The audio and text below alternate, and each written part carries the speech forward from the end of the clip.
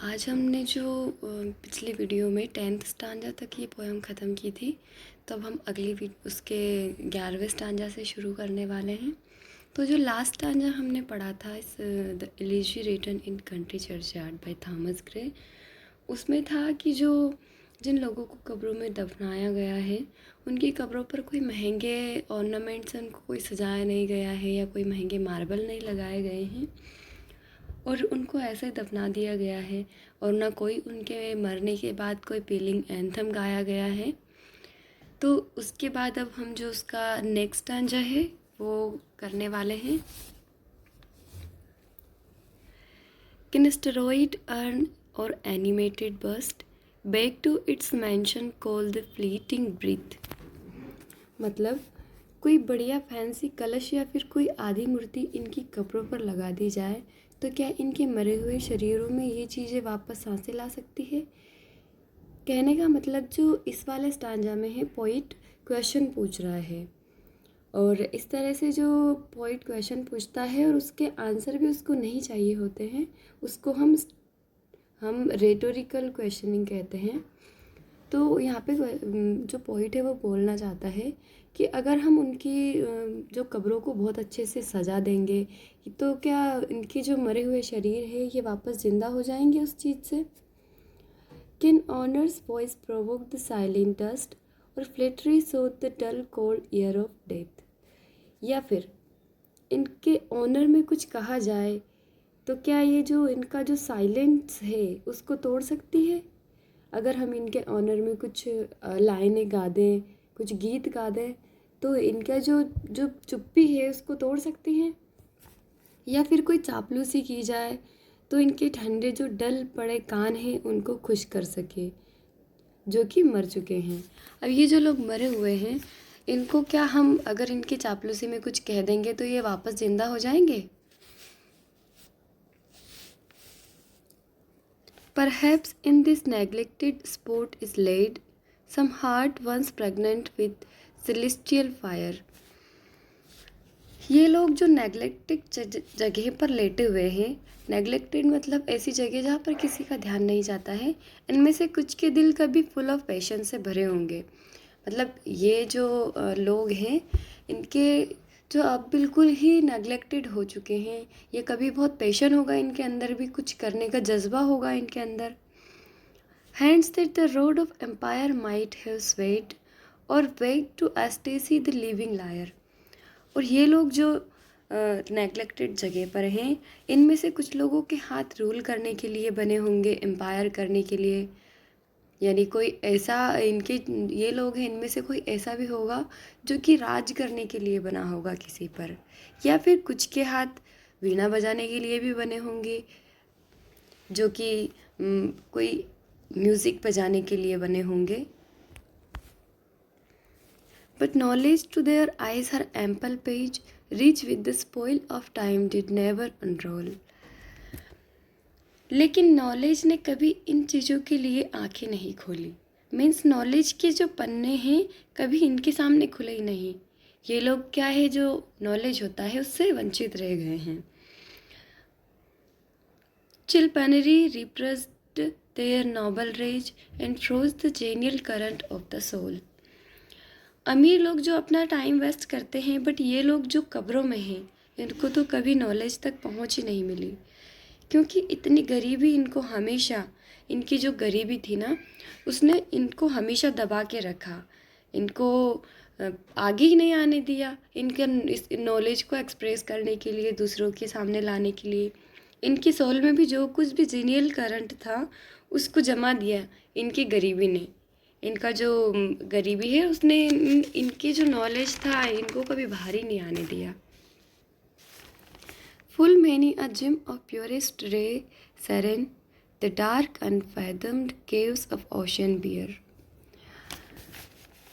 गुफाओं में छुपा ये जो लेट्स मतलब जो लॉट्स ऑफ प्योर और निर्मल हीरे मोती समुद्र की डार्क गुफाओं में छुपे रहते हैं। जिस तरह क्या होता है कि कई सारे अच्छे अच्छे डायमंड्स होते हैं, हीरे मोती जवाहरात होते हैं, वो जो समुद्र की जो डार्क गहराई है उसमें छुपे रहते हैं। पर उनकी खूबसूरती को हम देख नहीं पाते हैं क्योंकि वो कभी बाहर ही नहीं आ पाते हैं, हम उन तक पहुँच ही नहीं पाते हैं। बहुत से ऐसे फूल भी उगते हैं जो बहुत खूबसूरत होते हैं, पर वो दुनिया की नज़रों में अनसीन रह जाते हैं ना। Full many of flower is born to blush unseen and where waste its sweetness on the desert air. अब यहाँ पर ये नॉलेज वाली जो बात हमने पिछले स्टांजा में की है उसी की बात है कि उनकी गरीबी के सामने उनका नॉलेज बाहर ही नहीं आ पाया। जिस तरह से खूबसूरत फूल होते हैं वो अनसीन रह जाते हैं। अगर वो कोई डेजर्ट है उसमें उनकी जो खूबसूरती है वो वहीं छुपी रह जाती है, क्योंकि डेजर्ट में कौन ही फ्लावर्स को देखने जाएगा।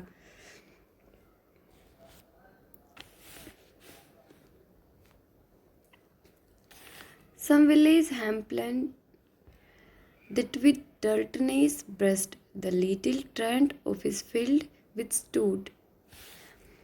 कुछ जो विलेजर्स होते हैं वो हैम्पटन की तरह भी होंगे, हैं एकदम निडर, जिनके सीने में कोई खौफ नहीं होगा, और उन्होंने अपने जो कई सारे अत्याचारों का सामना किया होगा, जो उनके ऊपर जो जुल्म हो रहे थे उनका सामना किया होगा। हैम्पटन एक ऐसा कह सकते हैं कि जैसे हमारे यहाँ पे फ्रीडम फाइटर्स होते हैं ना, उस तरह से जो उन्होंने मतलब अत्याचार के खिलाफ खड़े हुए हैं वो, तो उनसे कंपेयर किया गया है गांव के लोगों को। या फिर कुछ villagers some mute inglorious Milton here may rest some Cromwell guiltless of his country's blood. या फिर कुछ ऐसे भी लोग हुए होंगे विलेजर्स जो यहाँ कब्रों में दफन है, वो जॉन मिल्टन की तरह रहे होंगे। जॉन मिल्टन की तरह क्यों कहा है थॉमस ग्रे ने? क्योंकि जो जॉन मिल्टन है उन्होंने जितना कुछ भी लिखा है वो उससे भी और अच्छा लिख सकते थे। कुछ विलेजर्स क्रॉमवेल की तरह भी रहे होंगे, एकदम गिल्टनेस, जो क्रॉमवेल थे वो भी एक फ्रीडम फाइटर ही की तरह ही थे, जिन्होंने जो चार्ल्स फर्स्ट था उसकी नीतियों का विरोध किया था। तो हैम्पटन, मिल्टन और जो क्रॉमवेल है उनसे इनका कंपेयर किया है कि ये जो विलेजर्स है वो इनकी तरह भी हो सकते थे अगर उनको सही चीज़ें मिली होती, उनको नॉलेज मिला होता सही टाइम पर। The applause of listening synods to command, the threats of pen and run to despise। Politicians जब कमांड देते हैं तो उनकी वाहवाही होती है ना। तो वे वाहवाही इन विलेजर्स की को नहीं मिल सकी क्योंकि इनमें से कोई भी उन पॉलिटिशियंस का मेंबर नहीं था, यानी उन पॉलिटिशियंस में से नहीं था, इसलिए इनको वो वाहवाही नहीं मिल सकी जो कि एक पॉलिटिशियन को मिलती है। To scatter plenty over a smiling land and read their history in a nation's eyes. क्योंकि इनकी ज़िंदगी में जो दर्द था उसे इन्होंने, उस दर्द ने इनको बिल्कुल तुच्छ बना दिया था, और ये अपने स्माइलिंग लैंड के लिए कुछ ना कर सके, अपनी जो जन्मभूमि थी उसके लिए कुछ नहीं कर सके, और अपने देश का जो इतिहास था उसमें अपना नाम भी नहीं दर्ज करवा सके क्योंकि इन्होंने कुछ कर नहीं पाए। इनकी जो सिचुएशन थी उसने इनको रोक के रखा था। Their Lord forbade nor circumscribed alone their growing virtue but their crimes confident। इनकी सिचुएशन ने इन्हें रोक के रखा था, अदरवाइज उनके अंदर भी जो वर्च्यू थी वो ग्रो हो जाती। ये तो कोई क्राइम भी नहीं कर सके कि क्राइम से ही कोई इनको पहचान ले, क्योंकि लोग या तो कुछ अच्छा करते हैं तब पहचाने जाते हैं या कोई गलत करता है तब पहचाने जाते हैं। तो इन लोगों को तो कोई क्राइम करने का तक मौका नहीं मिला। Forbade to wade through slaughter to a throne and shut the gates of mercy on mankind। ये तो इन लोगों ने जो कोई राजगद्दी पाने के लिए कोई खून नहीं बहाया। अब कुछ राजा महाराजा है जाने जाते हैं इसलिए क्योंकि उन्होंने युद्ध लड़े, कई सारे राज्य जीते, अपने नाम अपना साम्राज्य बढ़ा, पर ये लोग तो, इन लोगों ने तो किसी का खून भी नहीं बहाया कि इनको कोई पहचान सके। इंसानियत के लिए अपनी दया के दरवाजे कभी बंद नहीं होने दिए। इन्होंने तो बहुत इंसानियत दिखाई है, कभी ऐसा साम्राज्य पाने के लिए कोई ऐसे क्राइम नहीं किए। The struggling pangs of conscious truth to hide, to quench the blushes of ingenuousness shame। वो कभी या तो इस बात को छुपाते नहीं थे। मतलब किस बात को, कि विलेजर जो स्ट्रगल करते थे उनको बड़ा कष्ट और दर्द होता था, तो उन्होंने इस बात को कभी छुपाई नहीं। वो कभी शर्म महसूस नहीं करते थे, तो कभी अपने फीलिंग्स को छुपाते भी नहीं थे। और heap the shrine of luxury and pride with incense candlelight at a muse flame. उन गरीबों के पास इतना टाइम ही नहीं था कि वो जाकर अमीरों की चापलूसी करें और गाने गाएं। हमारे इंडिया में भी एक ऐसा युग था ना जिसको हम चापलूसी वाला काल कहते हैं। उसमें क्या राइटर्स होते थे या जो अच्छे संगीतकार होते थे, वो राजा की बढ़ा चढ़ाकर प्रशंसा करने के लिए उनके ऊपर कुछ लिखते थे, कविताएं लिखते थे, उपन्यास लिखते थे। तो इन लोगों के पास तो वो टाइम भी नहीं था कि ये जाकर किसी बड़े आदमी की चापलूसी करे। और या फिर स्वर्ग की देवी के सामने अगरबत्ती जलाकर इनने कभी गीत नहीं गाए अमीरों की लग्जरी और प्राइड के लिए।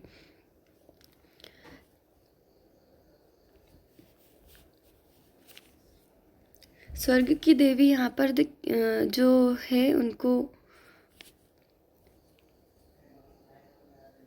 ये जो लास्ट लाइन है, with incense kindled at the muse flame, यहाँ पर जो उन्होंने ये जो देवी एक स्वर्ग की देवी है उनके सामने कोई दिया जलाकर प्रार्थना करना, क्योंकि पुरा जो लोग थे पहले के राजा महाराजाओं के अंडर काम करते थे, वो भले ही दिल से कुछ भी चाहते हो लेकिन राजा के सामने तो उनको ये सब चीज़ें करनी ही पड़ती थी ना। कि राजा की जय बोलते थे, लॉन्ग लाइफ कहते थे उसको, और उनकी लग्जरी और प्राइड को बनाए रखने के लिए बहुत सारी चीज़ें करते थे। तो उसी की बात की जा रही है कि इन्होंने तो ये सब भी नहीं किया। Far from the mating crowd, ignoble strife, their sober wishes never learn to stray. शहरों की जो पागल जनता कहा है इन्होंने, ये जो दूसरे तरह के लोग थे उनको शहरों की पागल जनता से एकदम दूर, शोर शराबे से एकदम दूर, पैसा कमाने के लिए कभी घटिया और बदनाम काम नहीं किया उन्होंने। कुछ लोग होते हैं ना पैसा कमाने के लिए किसी भी हद तक गिर जाते हैं, इंसानियत को छोड़ देते हैं। तो ये जो कब्रों में दफन लोग हैं इन्होंने तो ऐसा कुछ भी नहीं किया है। और यहाँ पर जो पॉइंट है ना, वो कंट्री साइड लोगों की बात कर रहे हैं, यानी ऐसे लोगों की बात जो इन सारी लग्जरियस से बहुत दूर रहे हैं, गरीबी में उन्होंने अपना जीवन बहुत सीधे साधेपन से बिताया है। तो इनके लिए इन्होंने कहा है कि उन्होंने कोई घटिया बदनाम काम नहीं किया। Along the cool sequester valley of life, they kept the noisy turner of their way. और इन्होंने अपनी इच्छाएं बिल्कुल सादी थी और उन्होंने पैसा कमाने के लिए कभी भटकाया नहीं अपनी इच्छाओं को। एकदम शांत और कूल जिंदगी जीना पसंद करते थे, और वो अपने रास्ते में ऐसे तत्व रखना पसंद करते थे जो नॉइसलेस हो। उन्होंने ऐसा कोई भी मतलब हजल पसल वाला काम, ऐसा फालतू काम नहीं किया। वो बहुत ही शांत तरीके से अपना जीवन यापन किया उन्होंने, एकदम एकांत में उनका जीवन गुजरा। तो यहाँ पर